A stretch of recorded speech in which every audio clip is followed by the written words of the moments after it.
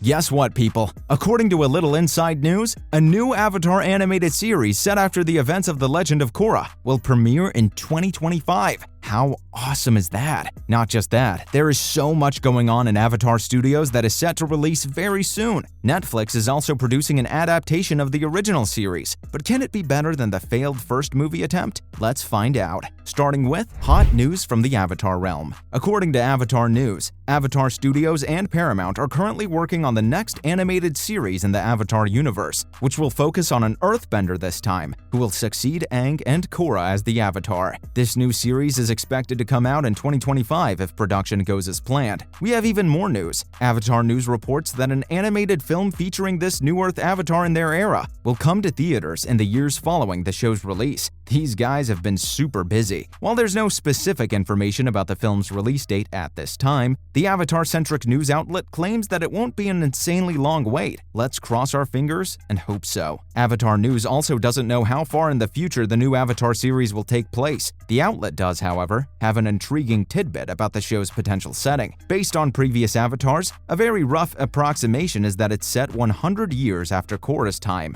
It will be in the Avatar world's equivalent of our world's present day. How insane is that? Following up, if you thought that was all, brace yourself. There's more. The first animated Avatar feature film, which focuses on grown-up versions of Aang and his friends, is set to hit theaters in 2025, specifically on October 10, 2025. This isn't a coincidence at all. According to Avatar News, they're internationally releasing both in the same year, and it's part of a much larger plan. Given that the first film is also believed to be the debut project of the newly formed Avatar Studios, the outlet predicts that the new series will premiere in either November or December 2025 because of a potential delay. In any case, they're definitely working on multiple projects at the same time right now, and we feel like we've hit the Avatar lottery. Continuing with, where there's good news, there must also be bad news. And here comes the sour news. While Avatar News has proven to be a reliable source of information for all things Avatar, certain details don't always pan out as originally reported. Though several casting developments for Netflix's upcoming live-action Avatar: The Last Airbender series were correctly reported by Avatar News before they were officially announced, Avatar News reported earlier this year that 2 animated Avatar films were in the works, when in reality, as Avatar Studios soon announced, it was actually developing 3 films. Avatar News also said that the first of the films is a prequel to the original series, focusing on the Earth Kingdom-born Avatar known as Kyoshi, and will be released in 2024. The outlet also said that the second film would center on an older Zuko, and would be released in 2025, while the third would take place during the Legend of Korra era, and would be released in 2026.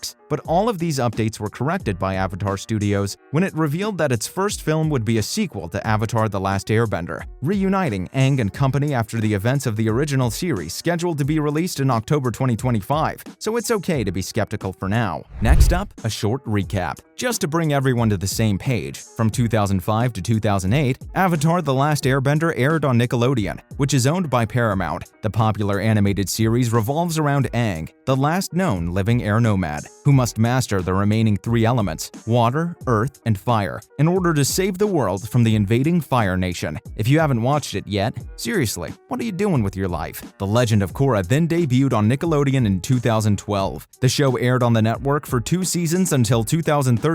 Korra moved from Nickelodeon to the channel's website, nick.com, in the middle of its 3rd season in 2014. In 2014, the entire 4th season was released as a nick.com exclusive. The Legend of Korra revolves around Korra, a water tribe native who succeeds Aang as the Avatar. But it turns out the story doesn't end there. Moving on, Netflix hopes to correct movie's flaws. The Netflix reboot of Avatar: The Last Airbender has a large budget, and with the right resources, it can compensate for The Last Airbender's flaws. The Netflix adaptation of Avatar was first announced in 2018, and while it took some time to get started, production on the series began in late 2021. Netflix's Avatar adaptation is pretty important because it's the second live-action version of Nickelodeon's anime-inspired series Avatar: The Last Airbender, following M. Night Shyamalan's botched 2010 big screen adaptation, The Last Airbender. Please never watch that one. Almost everything went wrong with The Last Airbender, which was universally panned upon its release. Avatar creators Brian Konietzko and Michael Dante DiMartino also mentioned how upset they were with the film and its poor reception that led to the cancellation of 2 sequels based on the show's second and third seasons. While hopes are high that Netflix's Avatar reboot will succeed where The Last Airbender failed, one major aspect of the show's production indicates that Netflix is taking the necessary steps to bring the Avatar universe to life. Following up, Netflix is even aiming to save on cost and give quality. Netflix's Avatar reportedly cost $15 million per episode, and with 8 episodes, that adds up to $120 million for the entire series. The Last Airbender was slightly more expensive, costing $150 million. But the fact that Netflix has budgeted Avatar in the same range as its big screen counterpart shows that the streaming platform is working hard to give Avatar a fittingly large scale, as it should. Avatar is packed with action and fantastical elements that are deeply rooted in Asian mythology, religion, and martial arts. Because of the template established by the series, any adaptation can't be made cheaply. Both The Last Airbender and Netflix's Avatar have the kind of budget required to do the show justice, but the latter's approach suggests it will be far more cost-effective than the film. Next up, using the budget much more smartly. While not entirely Shyamalan's fault, one of the film's many flaws is the misguided attempt to cram an entire season's story into 103 minutes. The Last Airbender rushes through major plot points with little character development and extremely clunky dialogue to fill in the gaps between events and plot points. With 8 episodes to work with, the Netflix adaptation of Avatar will not have that problem. Even better, the show's budget can be used to make it far more polished than The Last Airbender. Probably the biggest setback was The Last Airbender's poorly developed CGI and 3D, and the poorly orchestrated bending action scenes. But Netflix's Avatar can get more bang for its buck at $15 million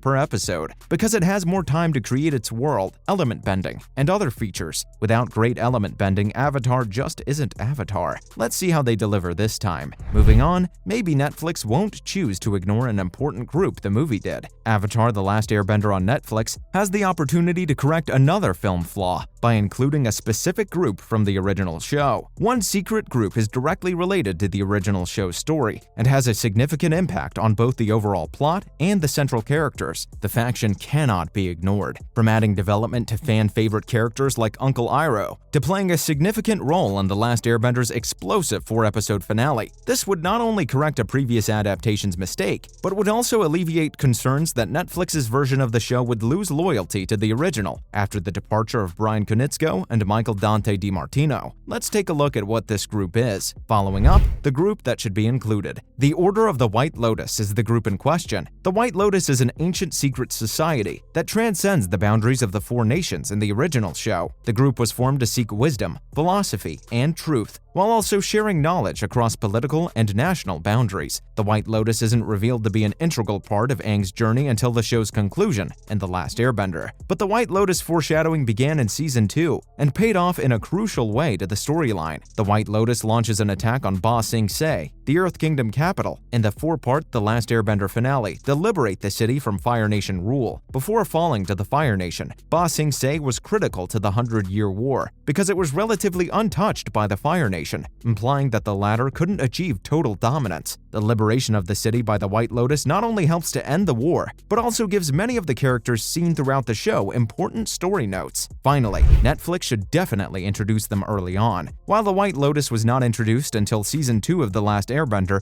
Netflix could benefit from introducing the White Lotus earlier in Season 1. One reason for this is Uncle Iroh's rapid development. Throughout the first season of the original The Last Airbender, Iroh was mostly a comical sidekick to Zuko, with only a few hints at a deeper backstory. Iroh's deep spiritual journey could be foreshadowed in later seasons of Netflix's show by setting up the White Lotus throughout Season 1. Plus, many characters introduced in the first season of the original show are later revealed to be White Lotus members. Foreshadowing this reveal when they first appear would be an excellent way to link the show's later seasons. It wouldn't only pique the interest of viewers unfamiliar with the original show, but it'd also be a great Easter egg for anyone who's seen Avatar: The Last Airbender and understands the importance of the White Lotus. That's all for today's video. Are you excited about all the new content coming in for the Avatar world? Let us know in the comments below. Don't forget to like this video and subscribe to our channel for more exciting content in the future. Thanks for watching. See you next time.